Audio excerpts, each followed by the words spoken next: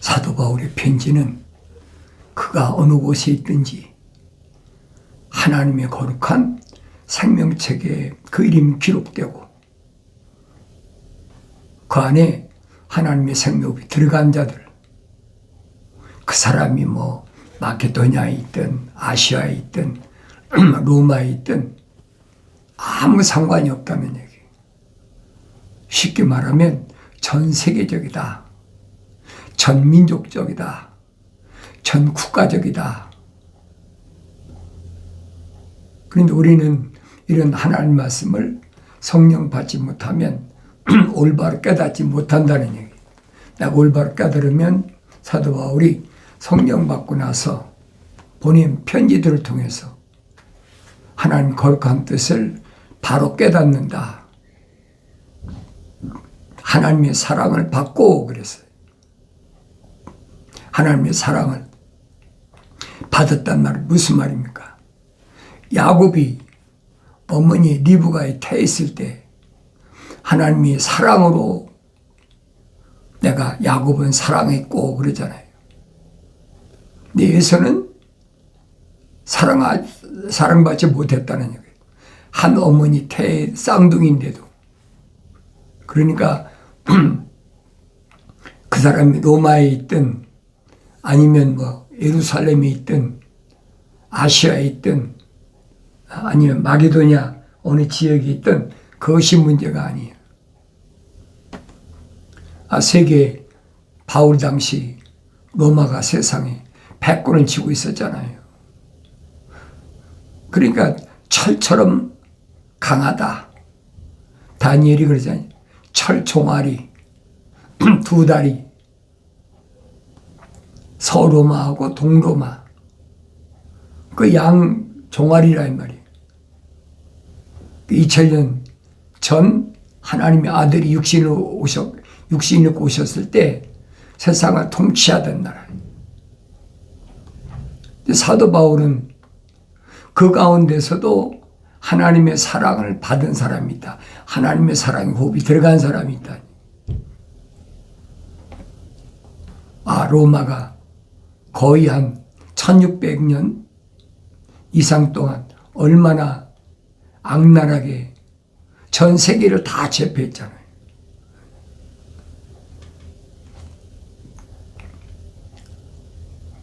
그러면 사도 바울이 왜 로마에 가기를 원했나? 그 로마에도 하나님의 거룩한 생명이 들어간 사람이 있다는 얘기예요. 생명책 그 이름이 기록된 사람이 있다는 거예요. 마치 뭐하고 똑같습니까? 아스루의 니느웨 성읍에도 하나님의 생명책 이름이 기록된 사람, 의인 10사람만 있으면 니느웨를 멸망시키지 않겠다. 똑같은 경우예요. 그러니까 하나님께서 의인 10사람 때문에 아브라함 때 약속하셨잖아요. 소돔과 고모라가 의인 5명만 있어도, 두 번째는 45명이 있어도, 40명만 있어도, 20명만 있어도, 의인 10사람만 있어도 5번이나 소위 말하면 소돔과 고모라를 멸망시키지 않고, 그런데 의인 10사람이 없으니까 소돔과 고모라는 멸망했잖아요. 사도 바울은 이방인의 사도다. 이방인들에게 복음을 전파하기 위해서 준비된 그릇이다. 그러니까 로마까지 가서 복음을 전하려고 그러는데도 계속 막히는 거예요. 그러니까 언제 갔어요? 죄인으로 묶여가지고 군인들이 호위해가지고 그 로마까지 가는 그런 모습이 사도행전에 기록됐잖아요. 그러니까 하나님의 섭리, 하나님의 계획하심, 그 피조물은 아무도 상상도 못해요. 알 수가 없어요. 그래서 바울은 그렇게 표현하지요. 뭐라고 표현합니까? 하나님의 사랑을 받고 하나님의 사랑을 받은 사람은 성도로 부르심을 받은 그랬어요. 거룩한 백성이다. 아무나 거룩한 백성 되는 게 아니잖아요. 로마가 세상을 통치할 때인데 얼마나 철권 통치를 했는데 그 중에도 그런 가운데도 하나님께로부터 부르심을 받은 자들이 있다. 주님이 말씀하시잖아요. 부르심을 받았다. 에클레시아. 그게 교회란 말이에요. 성도로 부르심을 받은 로마에 있는 모든 사람에게 편지하노니 그랬죠. 로마 특정한 사람이 아니잖아요. 여기서 모든 사람이란 로마 시민 전체를 가리키는 게 아니에요. 그 중에서 하나님의 생명책에 이름이 기록된 그 중에서 생명호흡이 들어간 사람, 그 사람에게 바울이 편지를 쓴 거예요. 나머지 사람들이야. 그거 왜 해당이 됩니까? 안 되죠. 지금도 똑같아요. 지금도 성경 창세기 1장 요한계시록 22장까지는 하나님의 사랑의 호흡이 들어간 자, 생명책 그 이름이 기록된 자, 그들이 아니면 해당이 안 돼요. 그러니까 요한계시록 가면 그러잖아요. 언어와 민족과 족속과 백성 중에서 예수 십자가 보혈로 제사함받을 사람이 있다. 그러면 내가 어디 가든 아무 상관이 없잖아요. 어떤 위치에 있든 아무 상관이 없잖아요. 하나님이 내게 주신 사명만 감당하면 돼. 사람마다 고유한 사명이 다 있다는 얘기예요. 내가 성령 받고 깨달아야만이 눈이 열려서 보이고 귀가 열려서 들려진다. 그러니까 로마에 있는 모든 사람에게 편지한다 그러니까 아무나 다 해당되는 줄 알고 있다. 자의적으로 자기가 원하면 하나님의 사랑이 그 안에 들어간 것으로 잘못 알고 있고 그렇게 잘못 가르치는 하늘 아래 종교들이 있다는 얘기예요. 그러나 기독교는 아니에요. 여러분 올바로 잘 아셔야 돼요. 하나님 우리 아버지와 주 예수 그리스도로부터 은혜와 평강이 너에게 있을지어다. 먼저 너희 모두로 인하여 예수 그리스도를 통하여 나의 하나님께 감사드리는 것은 너희 믿음이 온 세상에 전해졌습니다. 로마에도 성도들이 믿음이 출중한 사람들이 있다는 얘기잖아요. 그러니까 그 사람들에게 바울이 보낸 편지가 바로 로마서예요. 그런데 아무나 자기가 원하면 그리스도인이 된다고 잘못 알고 있어요. 창세기 1장에서 분명히 가르치잖아요. 우리 형상과 우리 모습을 닮은 사람을 창조하자. 이런 사람들은 전 세계적이라는 얘기예요. 어느 특정한 국가만 한정되어 있는 게 아니라는 얘기예요.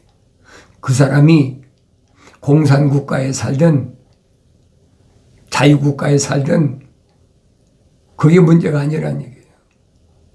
근데 우리는 되게 그런 지함적인 공산국가나 이런 데 사는 사람들을 불쌍하다. 그 사람들은 자유를 잃어버렸다. 우리 일반적으로 그렇게 생각하고 그렇게 배웠고 아마 지금도 그렇게 생각하는 사람이 있을 거예요. 그러니까 성경은 아니란 얘기예요. 세상의 하늘 아래 종교는 그런 것을 말하지만은 기독교는 똑같아요. 그런 거 있잖아요. 약육강식이라고. 짐승이 강한 짐승은 약한 짐승을 잡아먹잖아요. 그런 건 어느 시대나 다 있었어요. 2000년 전에는 그런 일들이 로마가 세상을 지배하니까 철권 통치 아닙니까? 철권 통치. 그러니까 5대양 6대주를 다니면서 로마가 세상을 다 지배했잖아요.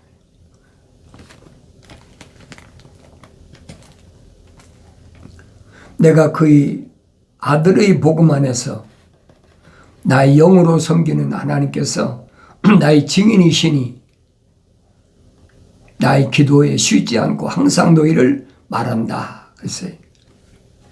나의 영으로 섬긴다. 육체로 섬기는 게 아니에요, 여러분. 하나님은. 그게 기독교란 말이에요. 기독교의 본질을 잘 알아야 돼요. 육체가 무슨 구약의 유대교 그렇잖아요. 짐승 잡아서 희생제물 드려라, 번제 드려라, 뭐해라. 그러나 하나님 아들이 분명히 사도 바울이 설명하잖아요. 개혁 때까지만 그것이 가능했고 하나님 아들이 개혁하시고 나서는 그건 다 끊어졌다는 거예요.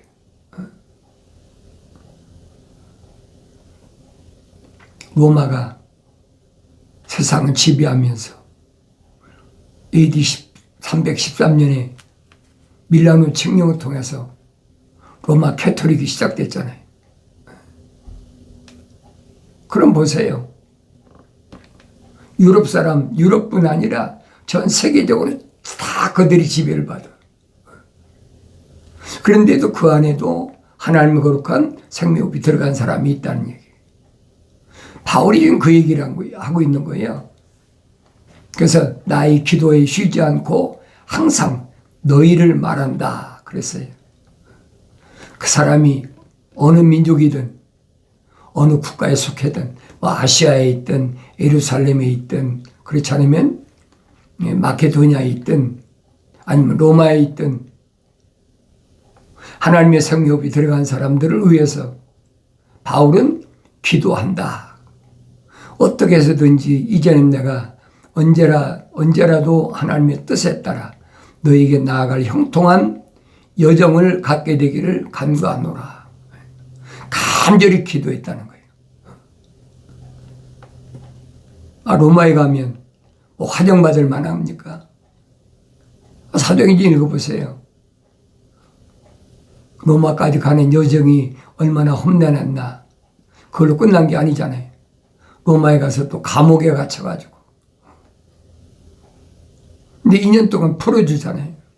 2년 동안 감옥 밖에 나와가지고 셋집에 살고 있었다.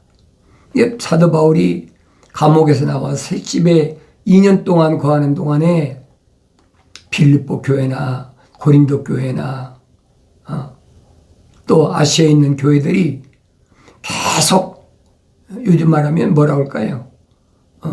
생활비를 보태준 거예요. 그러니까 셋집이 있지. 바울이 무슨 돈이 있다고 셋집이 있습니까?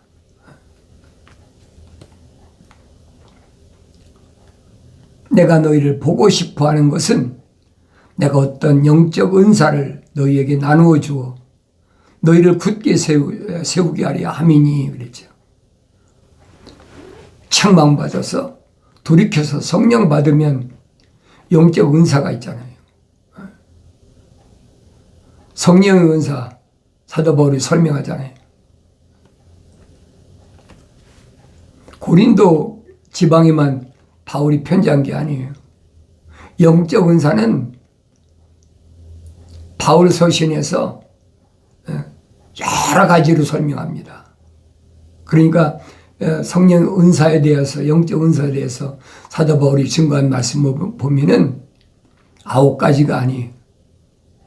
그건 고린도 지방에 있는 부르심 받은 성도들에게 증거한 것이고 또 로마에 있는 성도들에게도 또 성령 받으면 그것만 문제가 아니라 더 훨씬 넘게 그러니까 고린도 지방에 있는 부르심 받은 교회나 로마에 있는 부르심을 받은 교회들에게 영적 은사에 대해 증거한 거 보면 합쳐서 한 15, 6가지가 15, 6가지가 된다는 얘기예요.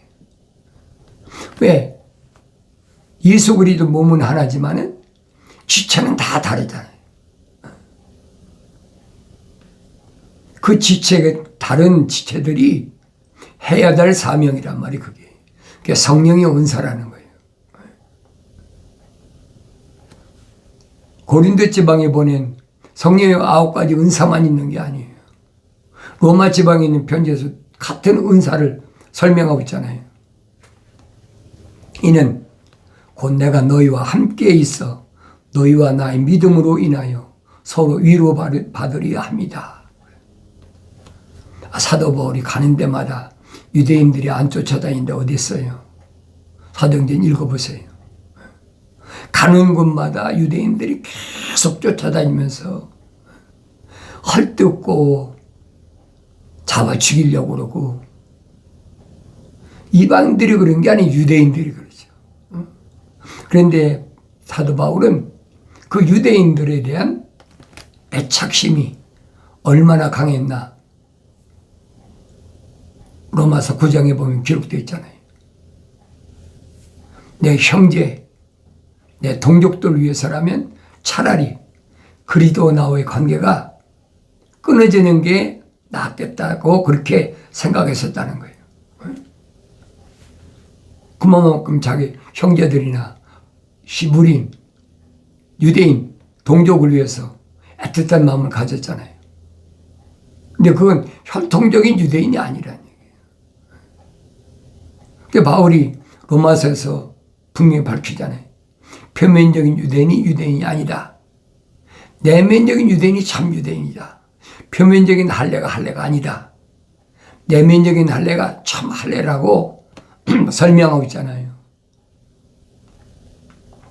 형제들아, 이제 나는 너희가 모르는 것을 원치 아니하노니 내가 다른 이방인들 가운데서와 마찬가지로 너희 가운데서 다소 열매를 거둘까 하여 여러 번 너희에게 가려고 시도했으나 지금까지 방해를 받았느니라.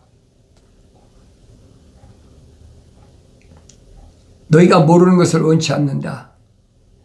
뭘 모르는 거 원치 않아요? 참 하나님 아버지, 내가 만난 부활하신 예수님, 그분을 알아야 된다는 거예요. 그 사람이 어디 있든 무슨 상관이 있습니까? 지금도 똑같아요. 여러분이 한국 땅에 한국말 하니까 한국 땅에서 또 태어나서 자란 사람도 있고 또 미국 땅에서 태어나 자란 사람도 있잖아요. 그럼 내가 말씀 전하는 것은 한국말을 알아들을 수 있는 사람. 한국말 알아듣는다고 다 깨닫습니까? 유대인들이 히브리 말을 들을 줄 안다고 다 깨닫느냐? 아니잖아요. 생명책의 그 이름 기록된 사람이 아니면 성령 받아서 약속하신 성령 부으심을 받지 않으면 알아듣지 못해요. 절대 못 알아듣습니다.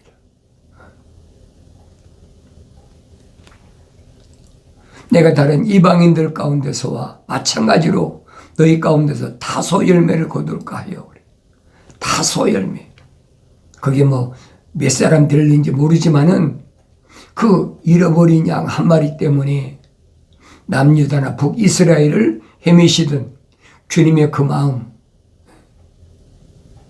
마음을 가지고 그 사람이 어디 있든 로마에 있든 메소포타미아에 있든 그게 중요한 게 아니라는 게 지금도 마찬가지예요.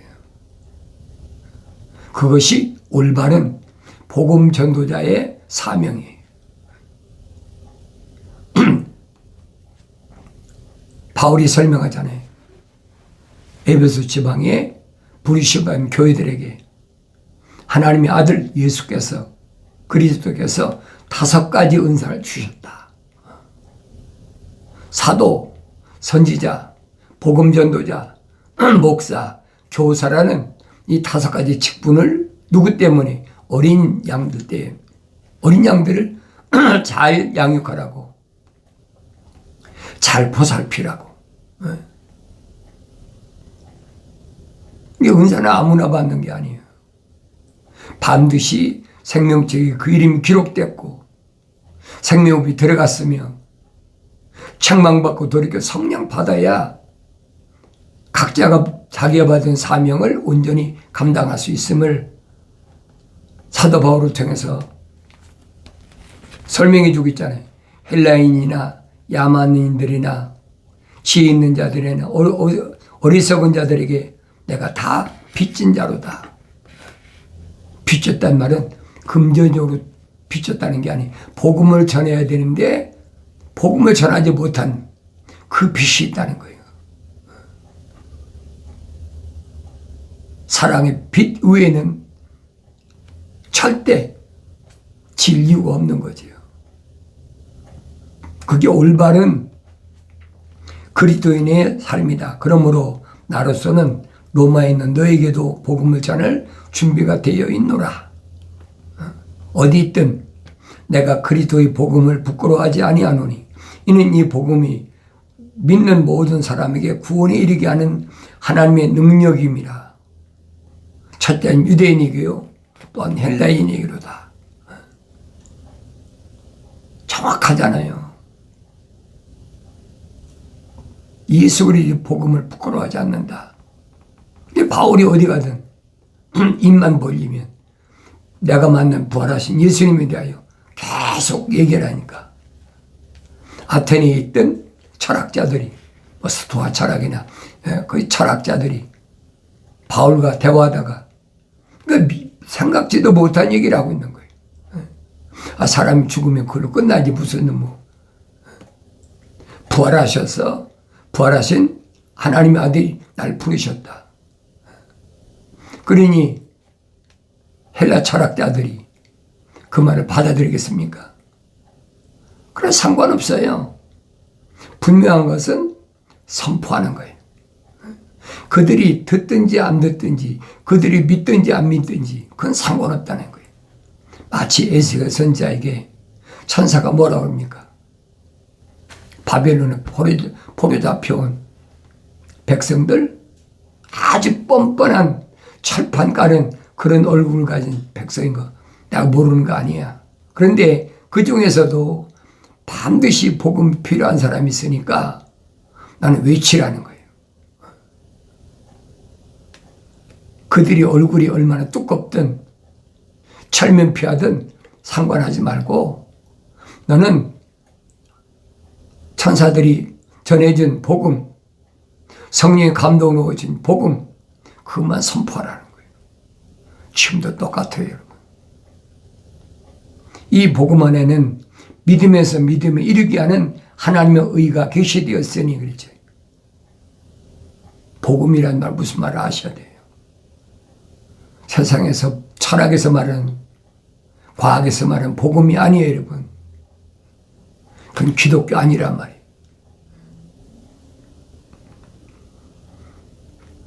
하나님의 의가 계시되었다.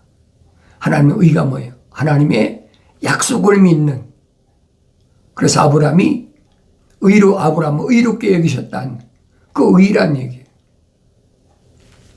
아브라함이 의롭다고 인정받은 그 의 위에는 기독교는 없어요.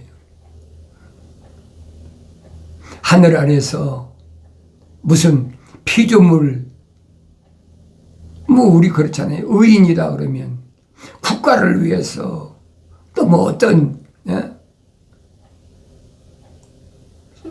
하늘 아래 있는 사람들을 위해서 자기 희생하면 의사다. 그래 우리나라도 그런 거 있잖아요. 윤봉길 의사, 안유근 의사. 그건 세상 거라는 거예요. 성경에서 말씀하는 의는 뭐냐? 하나님의 약속을 믿음에 의로 여겼더라. 그럼 내가 보여야 되잖아요. 내가 성경 읽을 때 하나님의 약속을 나는 얼마나 믿었나?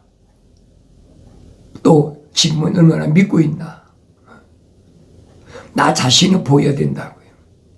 그 사람 보니까 하나님의 약속을 믿지도 않고 그 사람 보니까 하나님의 명령에 순종하지도 않고 간섭할 필요가 없어요. 비방하고 할 필요가 없어요. 내가 어떤 사람이냐? 가장 핵심적이고 중요한 거잖아요. 기록된 바 의인은 믿음으로 말미암아 살리라. 그렇죠? 의인은 믿음으로 말미암아 살리라. 믿음이 없이는 하나님이 기쁘시게 될 수가 없다. 하나님의 자녀라고 그러면 마땅히 하나님의 약속을 믿는 그 믿음이 앞장서야 된다는 거예요.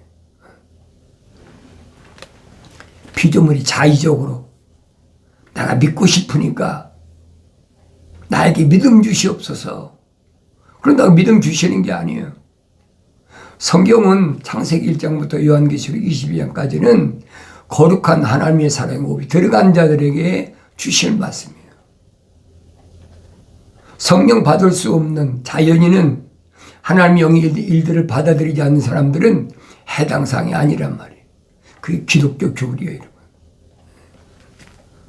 하늘 아래 종교는 그렇지 않잖아요. 내가 원하면, 자기가 원하면 하늘 아래 종교 택하잖아요.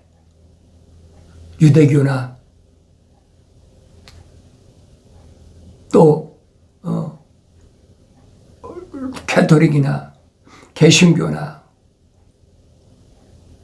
떨어져 나온 또 로마 정교회나 또 영국에 있는 성공회나 그게 다 종교라고요. 그것이 중요한 것이 아니라는 게. 의인은 믿음으로 말미암아 살리라. 이스라엘 백성의 선지자들 통해서 약속하신 말씀이잖아요. 하나님의 진노가 불의 가운데서 진리를 붙잡는 사람들의 모든 불경건한 불의에 대하여 하늘로부터 계시되거니와 그랬죠. 하나님의 진노가 불의 가운데서 진리를 붙잡는 불의 가운데서 어떻게 진리를 붙잡습니까? 불의가 뭐예요? 하나님의 약속을 믿지 못하는 사람들이 불의한 사람이란 말이에요. 그런데 모든 불경건과 불의에 대하여 하늘로부터 계시되었다. 하나님은 반드시 책망하시고 진노하신다는, 다른 말로 책망하신다는 거예요. 그리고 그 진노하신다는 거예요. 그런데 불의 가운데서 진리를 붙잡는 사람이 있다. 하나님 약속을 믿지 못하면서 진리를 어떻게 붙잡아요? 그게 불경건이란 말이에요. 무엇이 불경건한가 알아야 되죠. 그럼 내가 생명책에 내 이름이 기록된 사람인가? 아니면 나는 내 안에 하나님의 생명호흡이 들어온 사람인가? 나 스스로 하나님 말씀을 통해서 거울이라고 그랬으니까 날마다 시간마다 하나님 말씀 읽으면서 봐야 되죠. 내가 세상 하늘 아래 거 추구하지 않고 다 포기하고 이제는 주님 열어놓으신 그 길만 따라가고 있는데 이 길이 참된 길인가? 이게 삐뚤어진 길인가? 고든 길인가? 나 자신이 비춰보라는 얘기예요. 다른 사람 보고 보라고 얘기하는 것이 아니에요. 누가 지적해가지고 너 그 길 아니야 그런다고 따라가지 말라는 거예요. 하나님 아버지께서는 언제든지 아들이 나와 1대1로 직접 말씀하신다는 것을 기억하셔야 돼요. 하나님의 진노가 누구에게 임합니까? 자연인한테는 해당되지 않아요. 자연인은 거룩한 자들을 체질할 때, 거룩한 자들을 징계할 때 하나에 쓰는 몽둥이에 불과한 거예요. 내가 이런 말씀을 성령 받고 약속하신 성령 부으심을 받고 성령 받으면 깨닫지요. 하나님의 진노가 불의 가운데서 진리를 붙잡는다? 안 된다는 거예요. 이것을 계시됐다. 하나님 말씀을 올바로 깨닫는 복된 은혜가 있어지길 바랍니다.